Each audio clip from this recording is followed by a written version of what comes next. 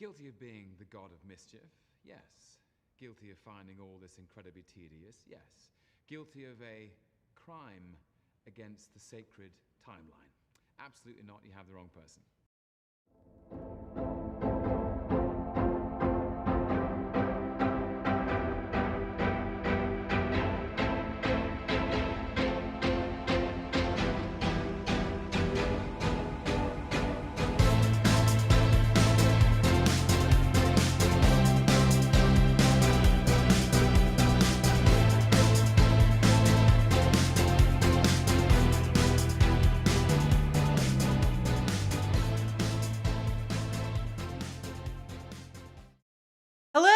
And welcome to What the Fiction, and this is our show, High Tea, Low Key. I'm Marie-Claire Gould, and with me is... Hi, I'm Robin. Yes, and we are going to be covering all the episodes of Loki, this streaming show on Disney+, including having tea at a high table, thus high tea. So let's get started. Let's talk first and foremost about our tea, which is... Today we are having variant tea, which has cold, sharp flavoring. Notes are like peppermint, vanilla, ginger, that kind of thing. Thank you to Fangirling Only for making it and sending it to us. And 5% goes to Amnesty International. Link in the liner notes. So if you want to order that, we thought it would be really fun to have teas in the themes of Loki to share and have with everybody. We're going to have scones, Devonshire cream, and tea. Because we're fancy. Yeah, we're so fancy. All right, let's get started. Okay. So it's brewed. All good. It's very hot, so I'm going to try not to pour Please don't pour it on me. Pour it all over you. You said you wanted sugar with it. Yeah, I'm going to have it straight. And unlike Loki, sorry. And we're going to have fun. So, okay. Yeah. Here you go. You want some sugar? I have. Ooh, don't knock my tea, please. Yes. Maybe this was a terrible idea. We'll find out. It may have been a disastrous idea. Oh, one scoop. This is the true moment. I get to find out how much sugar you put in your it's tea. It's in excess. Okay. Oh no. Okay, stir it. Stir it now. Yeah, okay, that's fine. Yeah. No, I'm fine. All right. I'm not a monster. You're not a monster? Yeah. Okay. I hold myself to a high standard, unless it's all right. Unless it's caffeinated. Other than I am. So let's try this out. Family tea time. Oh, yeah. Hot. It's really hot, but it tastes good. Oh, I can taste the peppermint, yeah. Yeah, and I can also taste the vanilla and the ginger. That is crazy good. It's actually really good tea, yeah. I really love ginger tea. Oh, yeah, you love ginger tea. Oh. I am a newbie to the tea world, so, you know. Yep. I made this Devonshire cream, but I used a tea recipe. And these are actually from Costco, so we're going to try it. Don't expose us. Don't expose how busy I have been this week trying to get this all set up. Yes. Here you go. I don't particularly do much, but I'm here and you love me. Oh my gosh. Yes. Everyone's like, oh my God, you're being such a mom. No more sugar. It was 3 teaspoons of sugar. It was 3 teaspoons of sugar. It didn't need to happen that way. Okay. So let's try the scones. I already had a bite. That's good. All right. So let's start talking about the episode with our mouths full. Here, I'll mom you back. Don't talk with your mouth full. Like, it's hard to hear you. Okay. So how do you feel about the episode? Since, we're just getting into it. Mm-hmm. Yes. Okay. So I really like it. Okay. I think it was a perfect starter episode. I mean, yeah, there were parts I was like, this is happening now, I guess. You kind of had to just go along with the ride, right? Yeah. Mm-hmm. Yep. So we'll get started here. Oh my gosh, there's so much about this episode that I loved. I feel like it really pulled together quite successfully. Good job. You can put it back on the plate. You like the cream? Mm-hmm. Okay. See, I have napkins too. You didn't actually fail, okay? You did well. Okay. So I feel like it was such a successful episode. It like set us up, oriented us well. I've had 3 or 4 people who are interested in getting caught up with Loki ask me if they need to know anything about the MCU. No, we do not mean shirtless Loki. If they need to know anything about the MCU before they like invest in this show. And I was like, no, they do a really good job of orienting us, letting us know all of the emotional beats that we need to be prepared for this season. They make sure that everything is covered.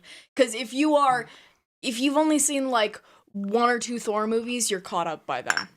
Or like maybe if you've only watched like the main Avengers stuff, that's fine. I mean, you kind of just even need to know what the character of Loki is. You just need to know that he exists, and you're fine.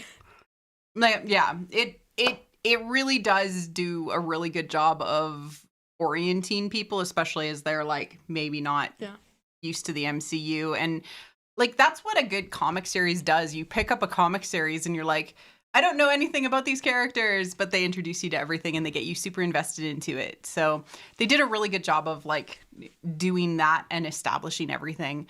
As far as the themes of this, there's a lot of concepts of self and purpose. I mean, the entire episode is called Glorious Purpose and Destiny and what that means, fate, destiny, etc.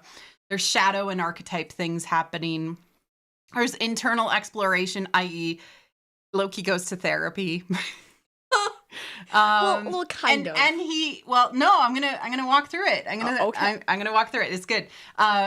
And then, you know, he really does explore like where his need for control comes from. And then there's a ton about free will versus determinism. He's just baby, which though. I was like, do I go into this? I did a giant slide. I'll just touch on it, but just touch on it. It'll be okay. But I wanted to start out by saying 2012 Loki. So where were you in 2012? I was 5. I said young last time. Believe me, this is like toddler level. I was a baby. Preschool level 5. Yeah, I was 5. I was meeting my best friend for the first time and chasing people. Chasing people, yeah, like 5-year-olds do. Yeah. 2012, I had a second kid and was, you know, just getting back to work. Probably when Avengers came out. Yeah. Nice. Yeah. I don't know. You know. You know. It's just really interesting. Do you remember anything from that year? Roughly like early 2010s. It's like backseat of a car. We're pumping Somebody You Used to Know, and also like Let Her Go by the Passengers, and that's like it. And like my little brother. And Gautier, right? Like Somebody I Used to Know was also on the radio. Yeah. I mentioned it. We covered it, yeah. But I did want to talk about a little bit. There was this great article that the Hollywood Reporter did.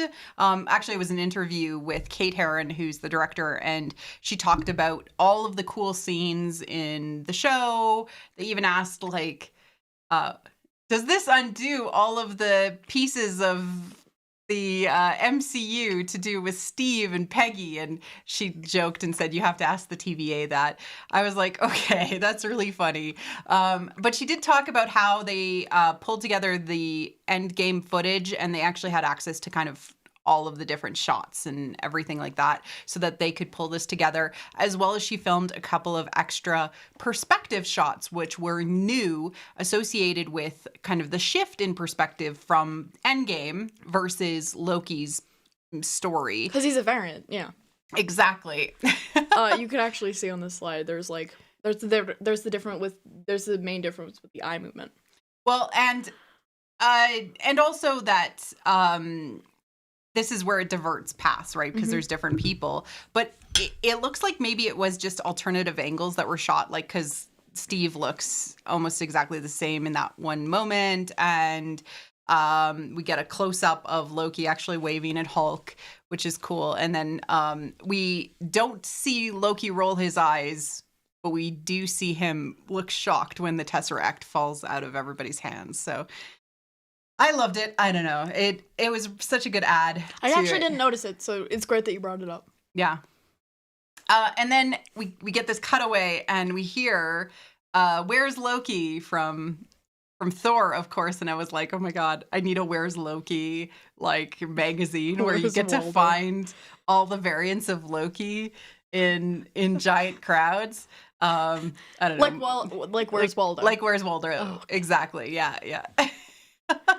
Okay, but he arrives and we get this amazing establishing shot. And one thing that this show has done, which I need make it great again. Make these happen in Hollywood all the time, is wonderful establishing shots. They took time to be where they were going to be, wherever they were, so that you got a feeling for where you were. It reminded me of Guardians of the Galaxy.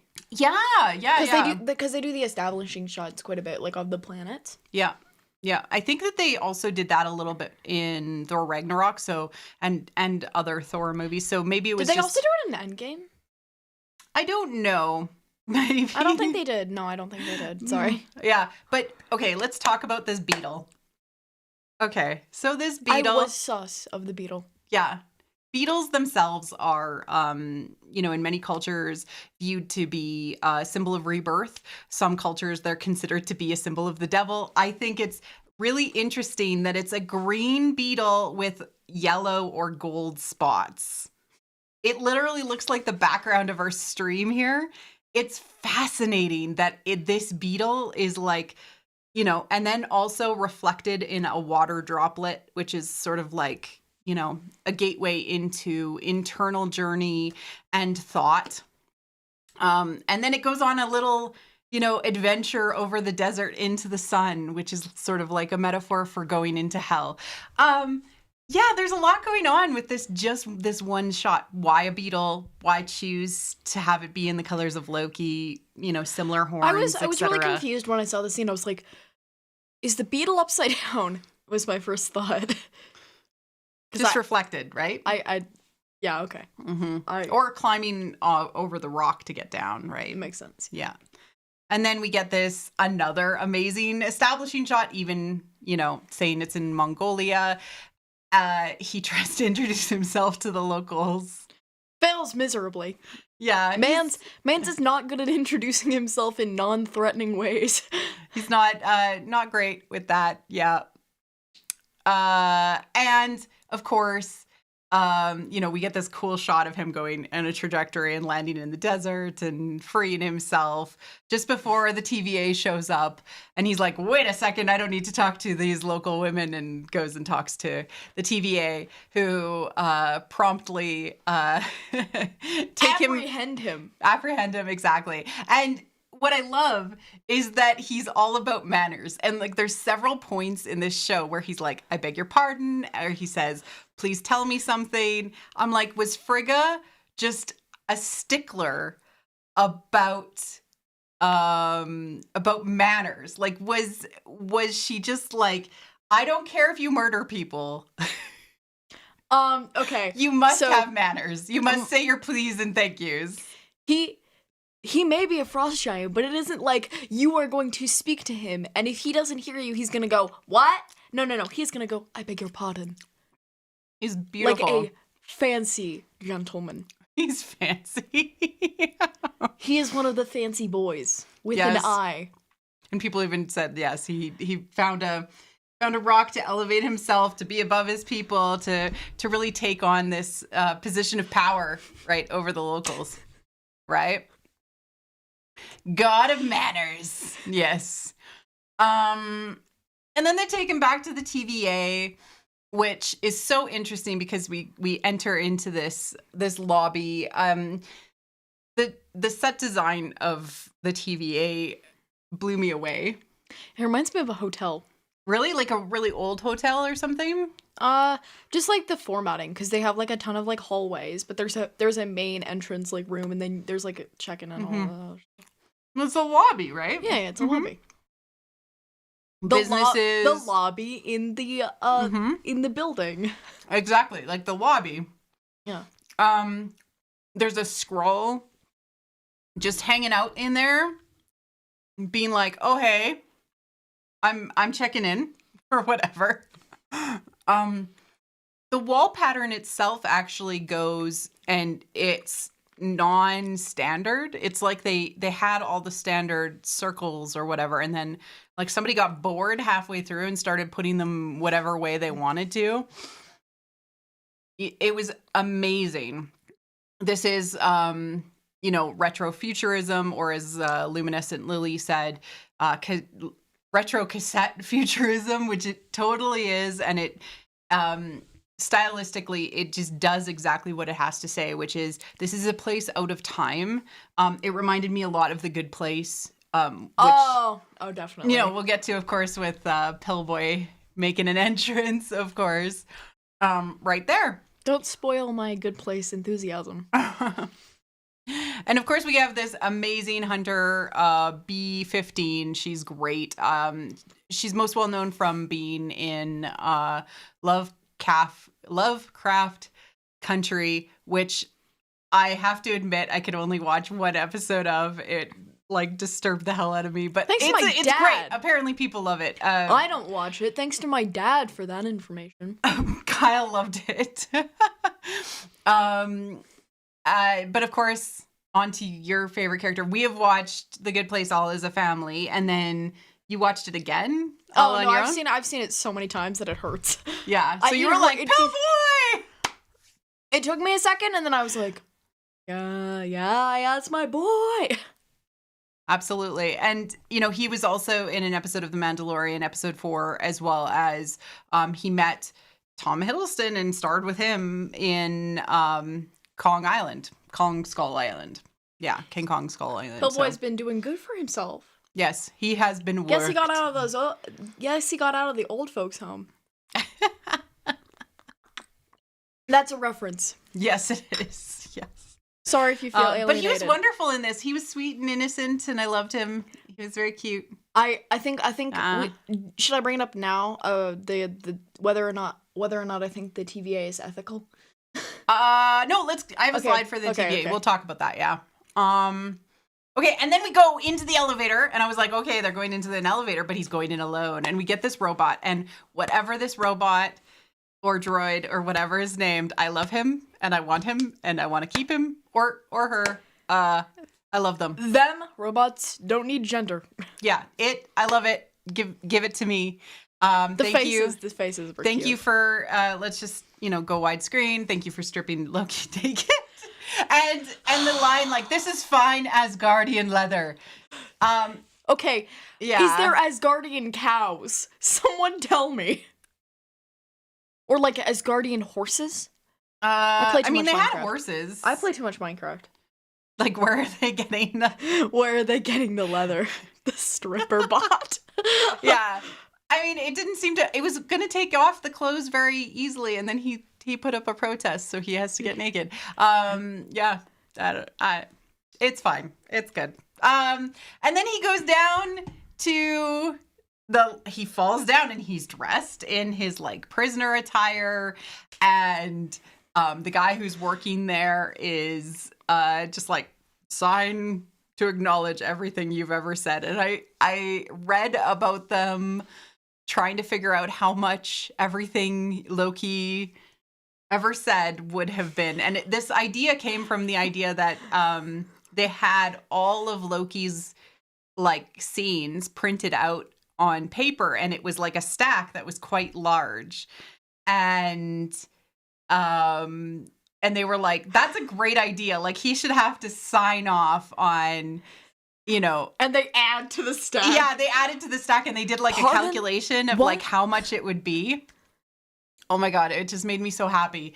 But like, this is really interesting because it's like, he loves to talk even though he denies it, and talking over somebody else consumes their time and their energy, which is really, really interesting. So we're going to get into I that.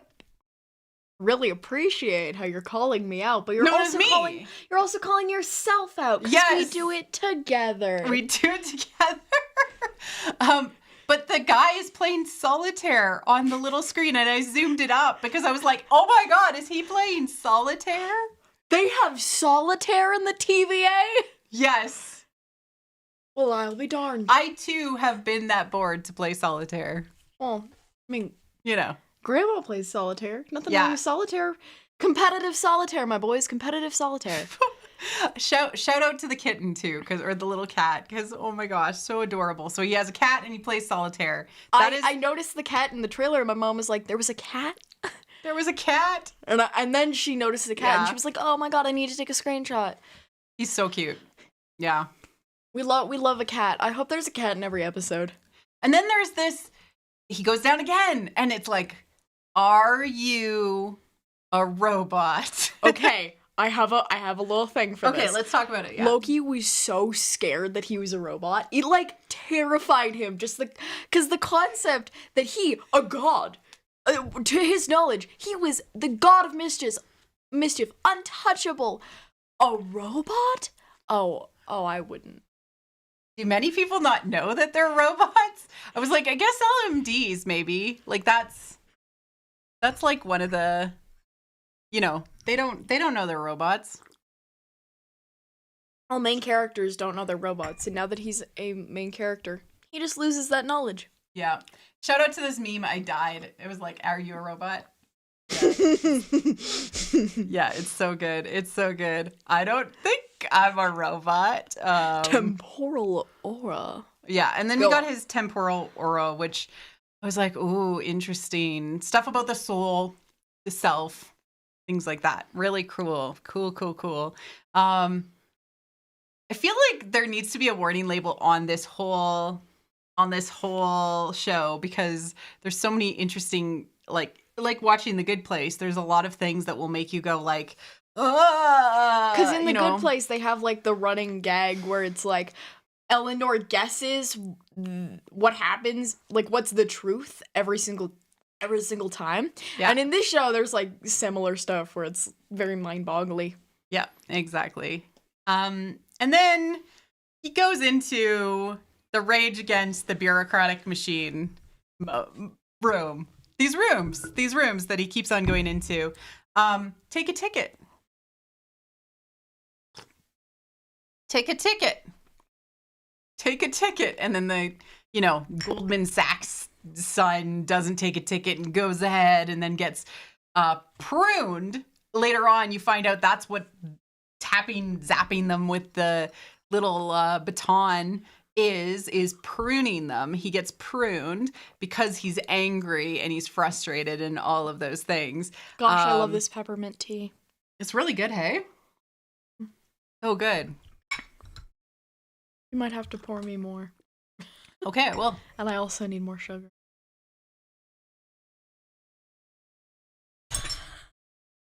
All right. No, but this whole thing, and I was like, what is going on here? So we enter the lobby, and that's very much like purgatory or limbo.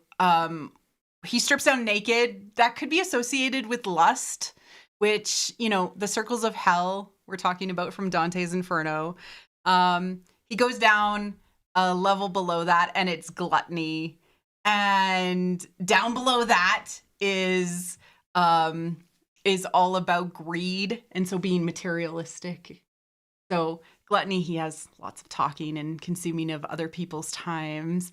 And greed, is he materialistic, i.e. is he a robot made out of material? And then he goes into this rage, like DMV situation. It all reminds me of hell so much. It's Loki's personal hell, where he's stripped of all of his magic, and he's not like invited to, And then we go see the judge, and it's all like heresy, right? So you're against the sacred timeline. I haven't really gotten to the violence and fraud and treachery aspects of it, but it's it's crazy. It also shows how much he is being stripped away of all of the layers of of who he thought he was, what he was willing to be, who he is. You know, he's being taken down to just who he is as he's being prepared to have therapy, apparently. Because we all know he needs therapy after he was stripped of all of his character development. You know, and while he's waiting in the line of the bureaucratic nightmare DMV situation, you know, we see the Miss Minutes video, the informational TVA video. The voice, of course, is Tara Strong, who you would know from Teen Titans and a million other things. Pony! And exactly, as Twilight Sparkle. Yeah. I grew up on My Little Pony, guys. Well, I mean, my version of it, because there's been so many iterations that it hurts. Exactly. Yeah. Well, so let's talk about the TVA. Okay, so we get like a really good intro plus all the information throughout the episode. There was a multiverse war. That's a little bit different from the comics from my understanding of what happened. The sacred timeline was created to prevent these multiversal wars where different multiverses were fighting against each other. The timekeepers preserve the timeline for everyone and everything. A nexus is an event that branches off into madness. They emphasize that madness a lot. Yeah, I was like, multiverse of madness. Okay, you're cute. Doctor Strange. Yeah, exactly. And, you know, the timekeepers dictate the proper flow of time. They decide, and then they reset or prune timelines and variants.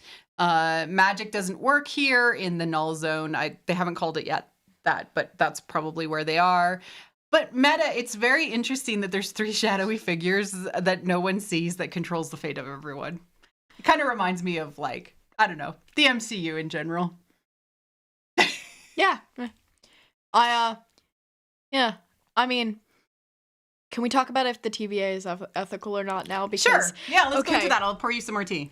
Okay, so there's this one line where Casey says, "What's a fish?" And at that moment, I was just like, so are they like pulling a clones in Star Wars and like raising these people to do one job and that's the only job they can do? I mean, or that's like, what they said in the cartoon. They created them. Are they they being ethical? You wanted 3 scoops of sugar? Yes. All right, you better brush your teeth. I will. Are they being ethical with like presumably kind of human people? Or are these like robots?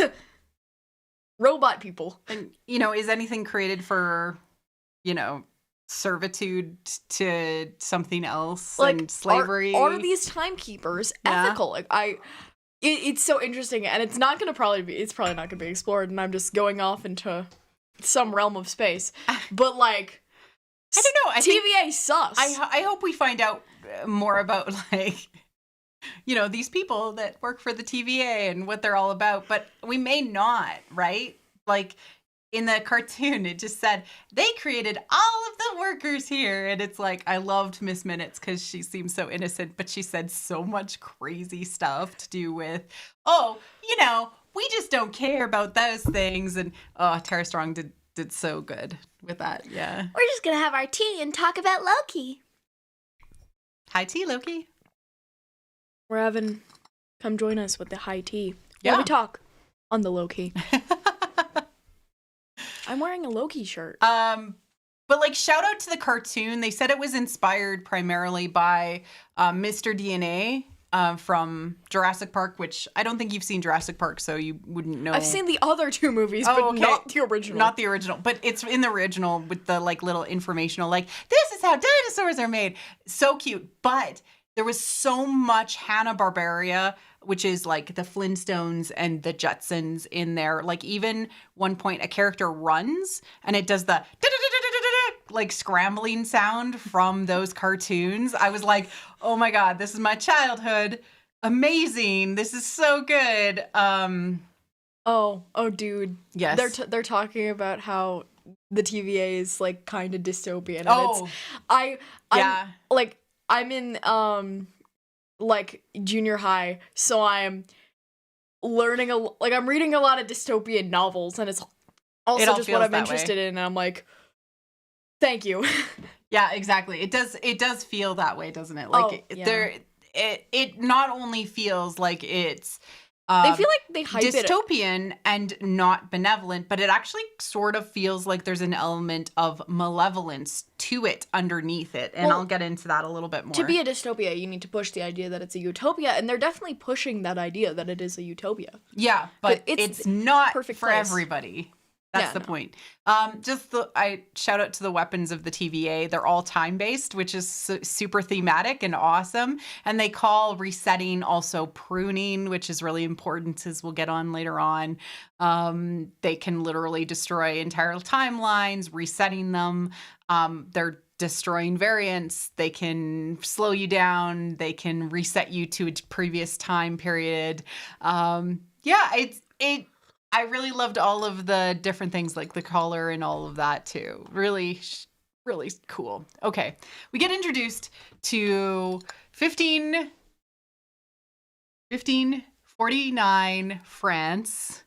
Owen Wilson speaking French. My good friend RJ was like, yep, that's Owen Wilson speaking French. It doesn't sound like French, which is really funny. Did you want to talk about the devil and all of that in this? You've got notes. You want to go into it? Okay, I'm ready. All right. So, this scene was really good for me. This is the thing I was like, I should take notes on this, because I just got such weird vibes, you know? I was like, okay, what's going on here? Because they shifted, and I thought maybe we're going back to like a Loki adventure that we did later.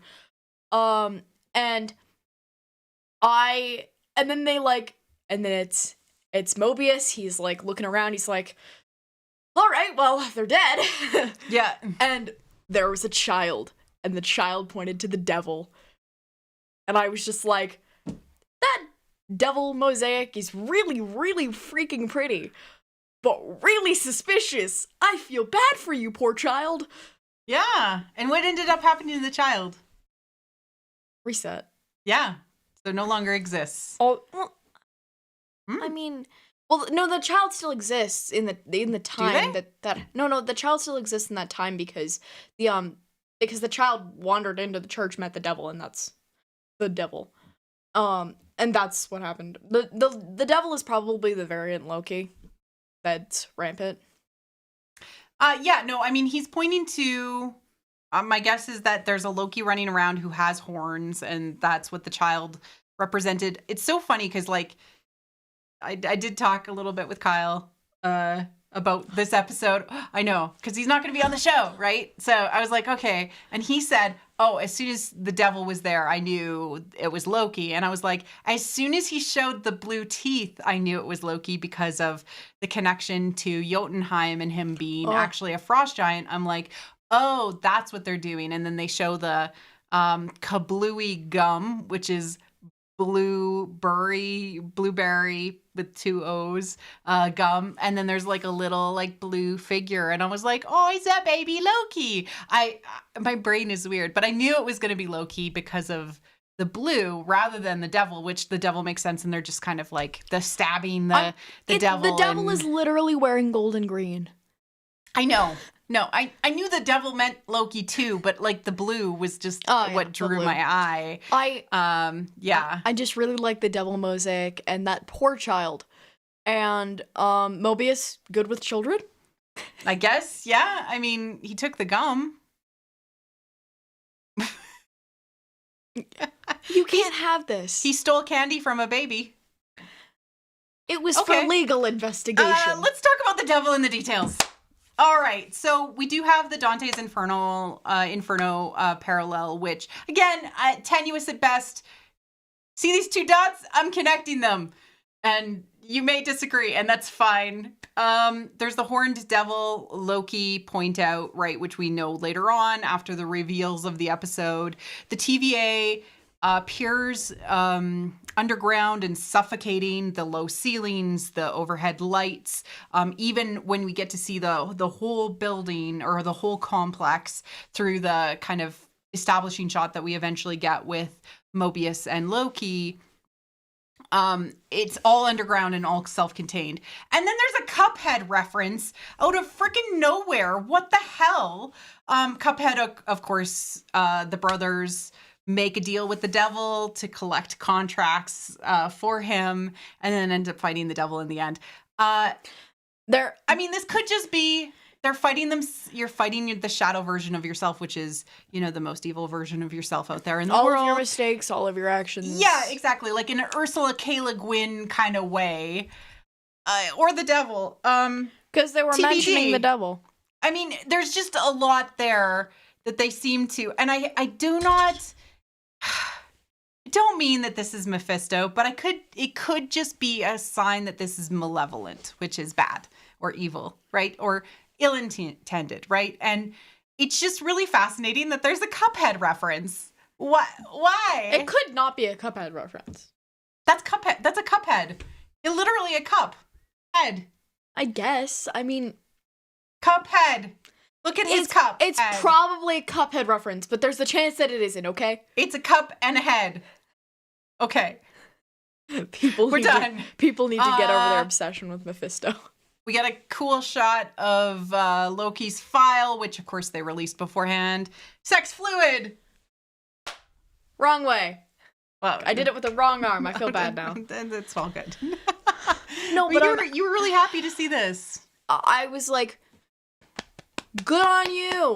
Yeah. You didn't fail us. Yeah, I mean, we'll see if it actually, like... They could have put non-specified, which is perfectly fine, yeah, too. Yeah, or... Yeah. I just... Whether this will mean that there's actually representation in the actual story, or if it was just, like, a background Easter egg, TBD on that. But, hey, big step forward for Marvel to be faithful to its own actual character. It's appreciated. I mean, sometimes... They don't do that. All right. Owen Wilson is Mobius. It's so nice to see Owen Wilson not say, wow, wow, wow. I'm still waiting for him to say, wow. Do you even know Owen Wilson at all? Are you too young? I don't. He has a really interesting nose. It was like broken or something at one point. And so he's got a really interesting face. He looks cool and he might be a good Mobius. I hear the word Mobius, I think of something completely else.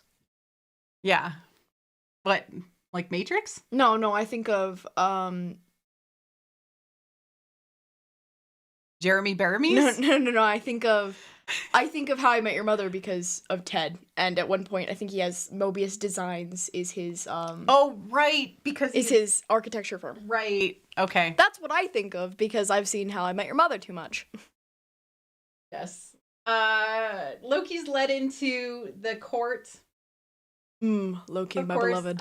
Shout out to the Stan Lee portrait that he passes as he enters in the building. It was really nice to see Stan Lee, of course, represent in there. And then we pass the other side and we see kind of like the multiversal end, and we see the timekeepers, the celestials that keep time, and they're literally pruning a tree that looks like Yggdrasil. That's how I pronounce it. I know. Yggdrasil. However you pronounce it, but it looks like they're pruning the world tree, which sort of would be really an interesting tie to make this feel more like Loki, because then it actually has, if there is a tie into the world tree, it would be really, really interesting if they actually did that. And then like Loki has to save the chaos because the chaos is the world tree. I don't know. Maybe I'm out to lunch, but they make these choices purposefully. It's not like it's a random choice. They chose pruning. They chose it to look like a tree. They made these choices. I need to not use the word sus anymore because I've been saying it too much. You can say it. It's fine. It's sus? Sus. It is very suspicious on the part of the people in charge because I don't know what they're called. I'm just a child. Yes, exactly. Shout out to this line, a very enjoyable pantomime. As you know, your dad, Kyle, has been in several pantomimes as the Dame character. Oh yeah, no. So, I mean, he's a lady every day. No, but there's a lot to do with this concept of it. It's show or like a production. He doesn't view this as real. I liked his variant number L1130. I haven't figured out what that means yet, but it was cool. As well as we get Mobius and Loki starting to be kind of this odd couple or buddy cops. Like that's kind of what it feels like it's gonna go. And then we see the establishing shot of the TVA, which is all like underground and like kind of, I don't know, hell, like even though it looks pretty, right? Like it looks pretty, but it's underground and all self-contained. Mom, a lot of people think hell doesn't look pretty. Hell will always look pretty because they want to deceive you. That's what hell is. Okay. They want to trick you and make you feel even worse because you're like, I am suffering psychologically in this really beautiful place. Well, I mean, you've seen too much of The Good Place. Well, they never actually go, like... Oh, they do, actually. Yeah, and it was very pretty. They go to hell. It was so much like hell in they had The a Good Place. conference. Yeah, because it was also semi-retro, like people dressed up in sort of 1950s, 1960s garments in The Good Place. This just feels so similar to that. I do think that there was some... The Good Place ties are like, yeah, I'm appreciative, thank you. Yeah. All right, let's talk about therapy. Because Wanda didn't get therapy, Sam and Bucky didn't get therapy, but Loki for sure is getting therapy. He needs therapy. Like, Mobius even points it out. He's like, a little more psychobabble from Mobius. He asks him these open questions, and, like, this is quite a technique from active listening, and it's actually, like, worded in very specific ways. He rarely asks why. He does end up asking why, about why do you want to rule? But it all starts to strip Loki of all of these things and all of these assumptions that he has made about himself, especially. And he's just trying to understand, what he is and what he thinks of himself, especially. And this was like, they spent so much time and dedication to this that I was like, so fascinating. I've never seen a show that has just sort of spent time on the internal working of a character like this. I loved it. Thor needs to come pick Loki up from the therapist's office. Loki, we must go for a beer. Yes. Yes. Let's drink our pains away because I don't want to get therapy, but you need it. Yes. You need therapy, my brother. Yes. And I absolutely love this moment where he, realized what happened to his mom and like demanded that she was there. Like, where is she? Where are you keeping her? I'm not gonna lose you. Oh, good. That's my mother. Yes. That's my mother. Sorry. Is now a good time when he's like hanging out with his mom or like thinking about his mom to talk about his hair? Yes. Okay. So I have thoughts on his hair because we've seen it all from so Loki. Much better in Ragnarok and the we've seen good Loki hair. My favorite Loki hair, Ragnarok. All Ragnarok is good, but it is also good for Loki hair. This looks like me when I get my hair cut. Yeah, no, I was like really, really short. If we get your haircut, you've got an excellent Loki series cosplay going on. I do. Yeah. It's like curly, kind of poofy. Yeah. Since time doesn't pass, his hair isn't gonna grow. Oh yeah, time works differently. Maybe it'll speed up and we'll get the good hair. Oh, hopefully. I'm kidding. Yes. Also, like, I may cry for Loki therapy. I may cry. All right. Okay, but let's talk about archetypes just a little bit, because he starts to dig in, and the types of questions, especially the DB Cooper thing, and talking about endgame Loki and like what ends up happening and his sacrifice that ends up being made, and calling him a mischievous scamp. His love for Frigga, being Loki, king of space.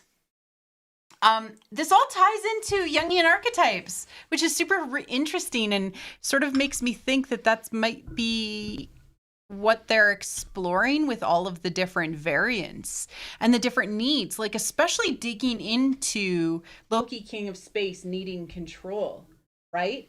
And, endgame Loki being a hero, and DB Cooper kind of being this person that just wanted freedom and to achieve things. Mischievous scamp, the jester. Cause a little bit of chaos, if you will. Yes, exactly. And then that makes me question, okay, so what will the variant that they're chasing be? And I'm like, oh, that would be really, really interesting. I think it might be his evil. Well, because we're exploring the different sides of Loki in Loki, the TV show. Yeah. And so I'm thinking that we're going to have to deal with the fact that Loki's going to have to confront the literal embodiment of everything he hates about himself. Yeah, I definitely think that they're saying that Loki is a shadow version of him. So a dark part of him that has been projected out into reality and is running around and being the worst, right? I do think that kind of counts as rebel or outlaw Loki. In a way, it's like, I just want to burn it all down. I think it's really, really, really, really fascinating, the choices that they've made and what they're starting to pull together with this. So we'll see if this continues. I'll keep this slide handy if I find more archetypes in the show. I love how everyone in chat is just going yes, I agree with your theory. Here's more. Little theorists. Y'all are the little theorists. I like it. They're big theorists. They're in the chat. They're older than me. Probably. But they will be literal. They are littler than me. For I am superior. Okay. I am filled with glorious purpose. Yeah, which archetype are you? Are you Robin, King of Space? No, I'm the sad, broken one in the corner. Okay. I'm kidding.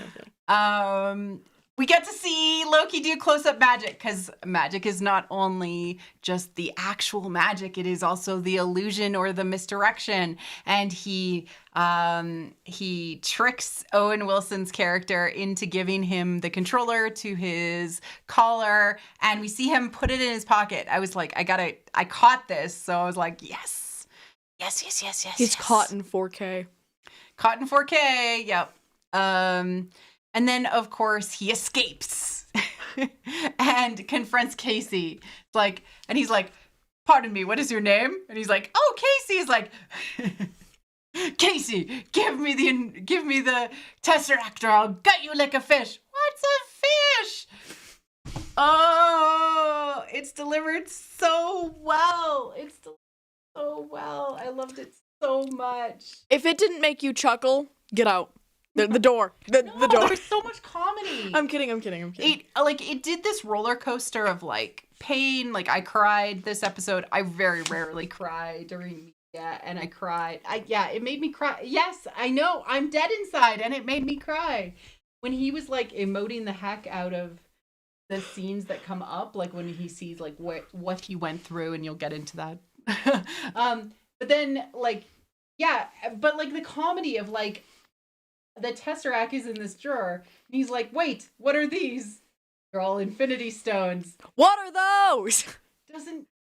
Nothing that you thought mattered. And then you, like I almost pulled the Simpsons meme of Bart Simpson being like, and if you freeze here, you can see the exact moment that his heart broke.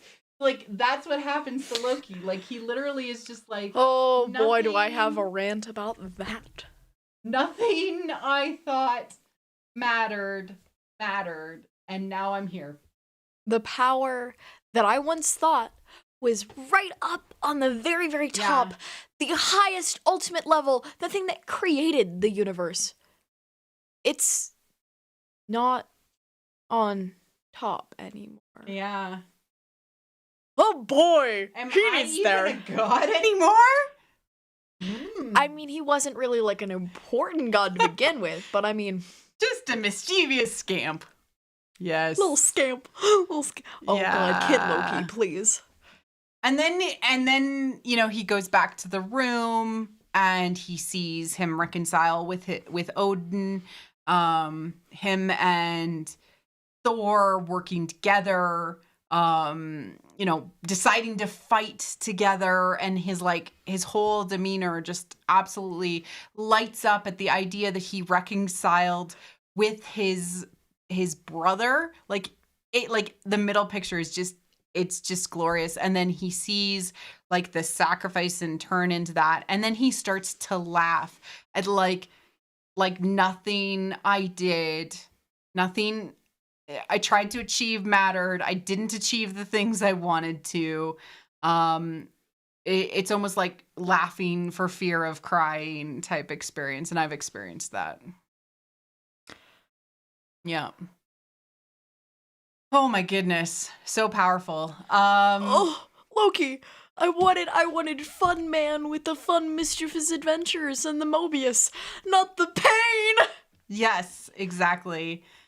But he does just an amazing job of coming to the realization that he, like with Mobius, of course, like bringing him in there, that he's been nothing but an antagonist to allow other people to rise. Like, he has been the secondary character. He has been the thing that has allowed other people to succeed, and become who they were truly meant to be, just like a whetstone for other people to sharpen themselves on. And is that who he truly wants to be? I don't see a villain. I'm like Mobius. I see a baby.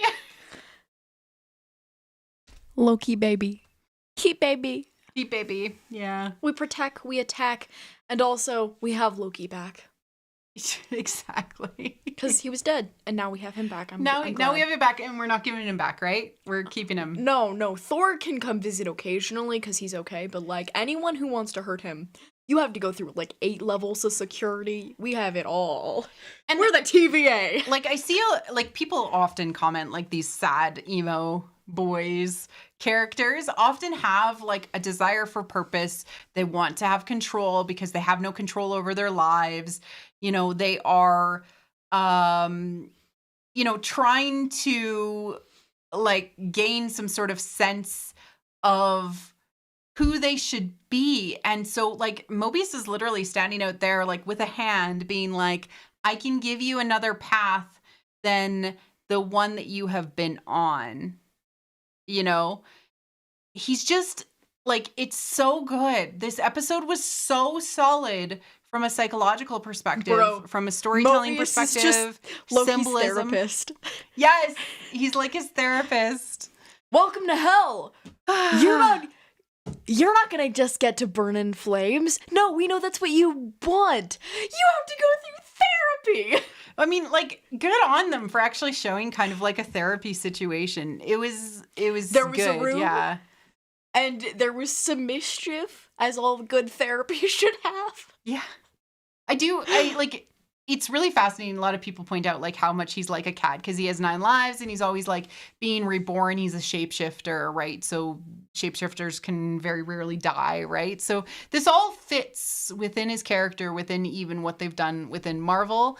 And I love it. I love it so much. So Yeah, he a baby. Okay, let's talk about free will versus determinism. Go off. All right.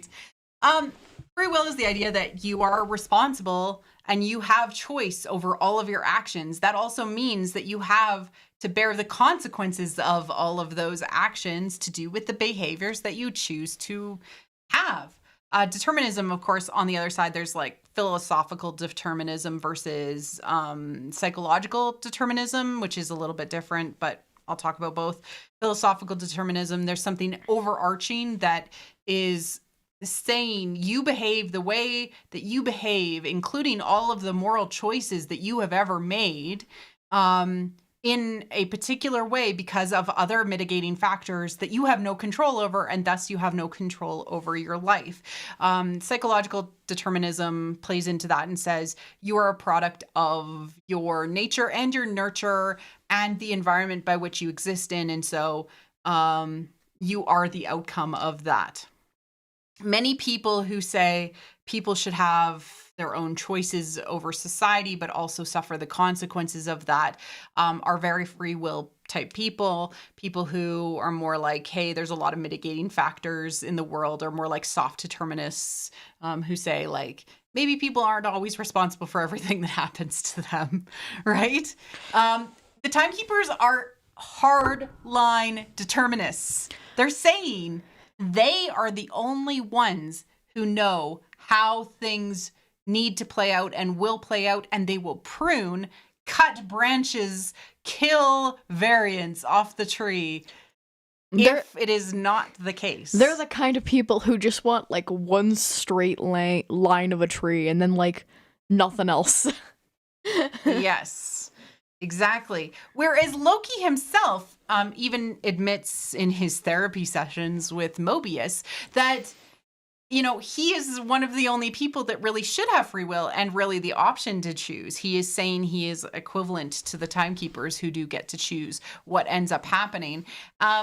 It's fascinating. There's definitely themes of chaos and order, self-fulfillment, and, you know, determinism, of course, or fatalism. Loki really hates determinism. Yeah. And you can just tell because he's like, the idea of him being like everything having a set path is not comforting for him. It's not like, you know, welcoming because he's a variant, but also because like he as a character just wants to do his own thing because that's all he ever does is his own thing, and that what he decides because so he is. Yeah, exactly. And why would a shapeshifter, somebody who can literally turn into a snake, something that is a psychopomp or a thing like a beetle, who can go between the world and the underworld, experiencing rebirth, etc., ever want to say that they should stay on a singular path? This is not going to be Loki's thing. He's going to say that he is the exception to all of these deterministic rules. Because he's going to meet those timekeepers and he's going to be like, no. Yes. Because that is who he is as a person. There is absolutely a level and a I think we can say a malevolent level of control that the timekeepers have exerted over the Marvel universe. Right? They're saying these things can only exist in this one way, and we determine that. That is the hard line definition of determinism. And the variants are, I don't know, other aspects, other pathways that are left to be explored. Maybe they're even just free will exerting itself into the universe. Like the guy who was suddenly late for work and he was considered to be a variant in the cartoon. Oh, that poor guy. Yeah, exactly. Oh no, my daughter, I need to drive her to school. I'm going to be late for work. I woke up late. Oh, dies. No, and suddenly you're a variant and you've created an alternative timeline. What? That's crazy. It's also unreasonable. The big reveal at the end. You know, why do you need me? This Loki variant who has been stripped down through all of these layers of the TVA. Why do you need me? Oh, the big reveal. Actually, the variant we are running, hunting is you. Okay, let's talk about this for a second. He doesn't say the variant we are hunting is another Loki. He says the variant we are hunting is you. Well, I don't. Why? Why you? You are all of these variants different aspects of ourselves. Is he referring to like Loki as a person and all of his variants, or is he referring to that specific variant? I don't know. Also, they were saying at some point someone in chat said that I'm the variant that is cloaked. I'm that. Yeah, you do pull it off quite well. Yeah, you're Loki with glasses, I guess. I'm Loki, but like Loki dressed as Chandler in 2012. No, just kidding. I'm like Loki, but like on the bisexual, pansexual, omnisexual scale. Well, we don't know about Loki, so yeah. but why you? So to me, that's saying maybe something more. Maybe it's doing a lot of legwork for me. It's saying, okay, you as in, yes, this is another Loki. It does that, but it could be more. And that's really, really fascinating and interesting as a take and a thought. All right. That was the end of our presentation slides, etc. So any final thoughts before we kind of wrap up this episode? I mean, not really. I invited people here. They came. I'm happy. So I'm good. Yeah. I mean, I'm really looking forward to everything this show has to offer. I hope there's a lot more symbolism and we get to talk about it. What did you think of free will versus determinism? Did you know about any of that before we talked about it?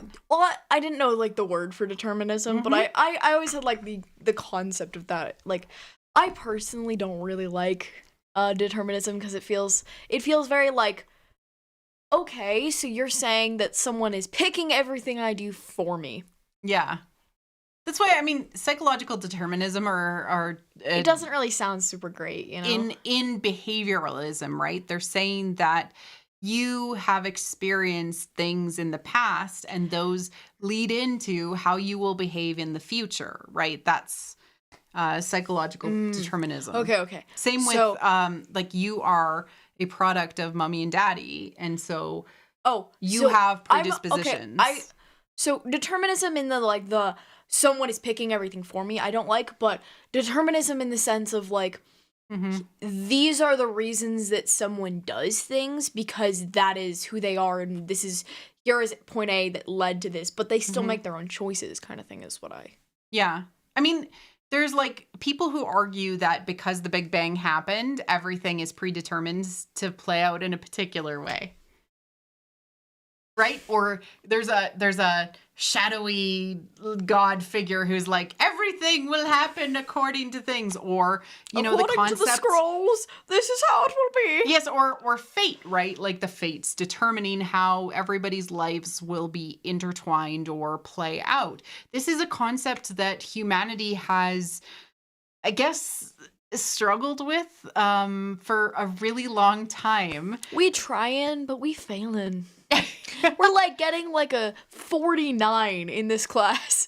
Well, I'm actually quite a fan of soft determinism, that there is a little bit of the especially psychological determinism to do with how we end up as humans and the choices that we made. Can you tell me why we're on this floor in particular? Oh, the DMV? Yeah. I just really like this shot. I don't know. It looks like there's candles on the roof. Yeah, well, it reminded me actually of the beetle that we saw in that one scene because of the circles with the green. I thought, and it also kind of reminded me of like the Loki high tea Loki. Whenever you say outside. DMV, my only thought is just of Zootopia because that's like yeah, we don't really call them DMVs in Canada. That's a very U.S. thing. We call them registries. Darn Americans. The more you know. Yeah, I know. Everybody's like, the keepers of time are the fates. I'm like, yes, I know. I just didn't want to go into that so much because they kind of look like lizard men, like Loki said. But if we end up finding that more out, I mean, Atropos, who cuts the strings of fate. I didn't get to make my they sped run character development joke. No, you didn't. Do you want me to go back? Yeah, sure. Okay. So this is very last thing, but so I had in the pre-show, if you watched it, I had a ton of issues with the with Loki and how they kind of just like wiped him of all of his character development and all that good growth we got. And then they put him in therapy, and then they just sped run character development. Yeah, you were really worried they wouldn't, like, you were like, will they do it by the end of the season? Do we have to live with 2012 Loki? Solving all my issues with the series in T-minus 5 seconds. A guide. Yeah, exactly. So, like, do you think that since they really did sort of, like, not reset Loki... But emotionally and psychologically, they've brought him to a place by which he's going to be more open to what's going to happen. Do you have any crazy theories? I have assigned myself the funny and theorist co-host because everyone else took the good co-host roles. Daddy was just the ranter. Yeah. He was like there, you know? And he's also a good public speaker, so like no, you're like you're variant Robin. You're a variant too. No, well, obviously normal Robin. The path that the timekeepers took for me in particular is one where I don't, you know, join Loki and I'm never here and it's actually my dad and you're all watching this on a Monday night. Not Monday, it's Thursday. No, because you said that you would be doing this on Monday. Oh, when I originally talked about it, I don't know. We went back and forth between Saturday and other days, but we've chosen Thursday. So if you have not subscribed to the channel and you're watching this, subscribe. Mom, it's Thursday. It's Thursday. Why would Loki chose Woden's Day? He would totally stomp over Thursday. Oh, he doesn't get like a named day because everyone else took it. So he was like, you know what? I'm gonna ruin my older brother's fun. That was us. We're ruining older brother's fun. I am actually Thor though, like because I have a younger brother. Yeah. Although he does not get to be Loki. Okay, so what are your theories for what we're gonna see next? They're gonna start hunting the variant, right? Probably. Sorry. What are the theories that you have for what's going to happen next? They're probably going to start hunting the variant. Okay, they're going to probably like start hunting the variant and they're going to like I'm grasping here. Like I often get like feelings from when I watch things rather than like you over here with your like I'm gonna do like 8 piles of research. No. It's a feeling. It's a feeling. It's how I consume media. I can't help it. Don't worry, I do that to the Dream SMP. Minecraft YouTube shout out. I see. I'm not calling myself out at all. Don't judge me. Okay, so what do I think is gonna happen? Oh my goodness. I think we're going to get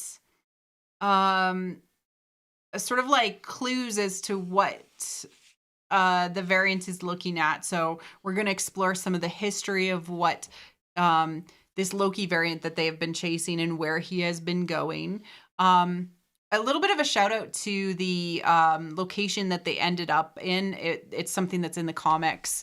It's actually one of the locations in the comics where New Asgard is created. So that was a cool tie-in. So maybe it's something about like this multiverse Loki trying to find other Asgardians.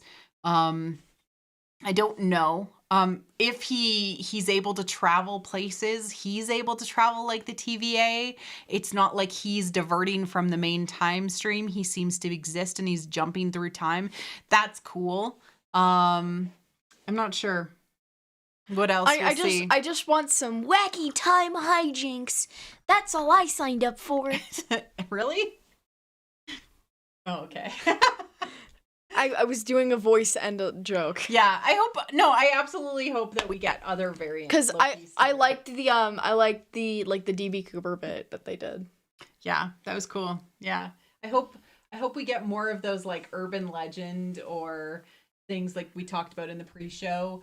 I hope we get more of those. There's a video game reference, and then of course they talked about DB Cooper because that was in. So and cat. We should end on cat. On the cat. Just we go full screen for the cat. That's it. I don't know if I can go back there. Can't go back. Okay, fine. We can't go back. We've pruned this timeline. And we are where we are. It no longer exists. Next time you'll be seeing a completely different variant.